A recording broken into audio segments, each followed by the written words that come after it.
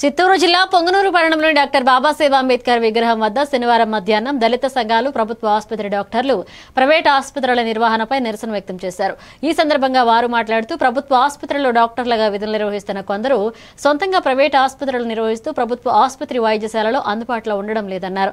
9 నెలల క్రితం ఓ ప్రైవేట్ ఆసుపత్రిలో మృతి చెందిన మాల మహానాడు నాయకుని కుటుంబానికి ఇప్పటి వరకు న్యాయం జరగలేదన్నారు. వెంటనే ప్రభుత్వం స్పందించి మెడికల్ మాఫియాను అరికట్టాలన్నారు. మెడికల్ మాఫియా ఎంత భారీగా జరుగుతుందంటే 2వ నెల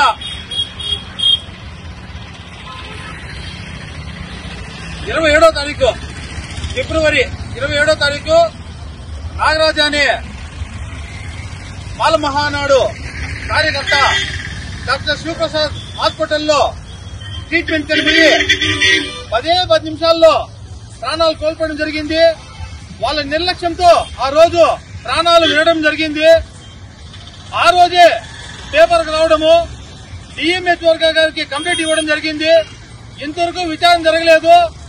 ఎంత ఘోరంగా ఉంటే ఈ మెడికల్ మాఫియా ఈ రోజు సాక్షాత్తు డిఎంహెచ్ఓ గారికి చిత్తూరులో కంప్లైంట్ ఇచ్చే వస్తే డాక్టర్ శివప్రసాద్ గారి దగ్గరకు వచ్చి వాళ్ళు ఇచ్చే లంచాలు తీసుకొని ఈ రోజు దళితులకు అన్యాయం చేసే పరిస్థితి ఉన్నది. ఈ రోజు ఇలాంటి డాక్టర్లను, ఇలాంటి హాస్పిటల్లో తొందరగా వెంటనే రద్దు చేసి ప్రజలను కాపాడాలని మేము దళిత సంఘాల ఆధ్వర్యంలో కోరుకుంటున్నాం. ఒక 9 మంది దెబ్బలు తగిలి హాస్పిటల్ పోతే నాకు కావాల్సిన ఫెసిలిటీ మందులు ఇక్కడ లేవంటే మనపల్లి పోండి, తిరుపతి పోండి చెప్పి అలా పంపించేయడం జరుగుతా ఉంది. మరి ఈ పొంగనూరులో ఈ ఏరియా హాస్పిటల్ అనేది ఎందుకు పెట్టారంటే గవర్నమెంట్ వాళ్ళ అధికారులు, సంబంధించిన విచారణ చేసి వాళ్ళ పైన చర్య తీసుకోవాలని ఈ సభలో అందరినీ తెలియజేసుకుంటున్నాం. జై భీమ్. హాస్పిటల్లో కూడా టెస్టులు అన్ని రకాల టెస్టులు చేసి 2000, 3000 వేసి బిల్లులతో సతమతం చేస్తున్నారు. దీనిపైన సరైన విచారణ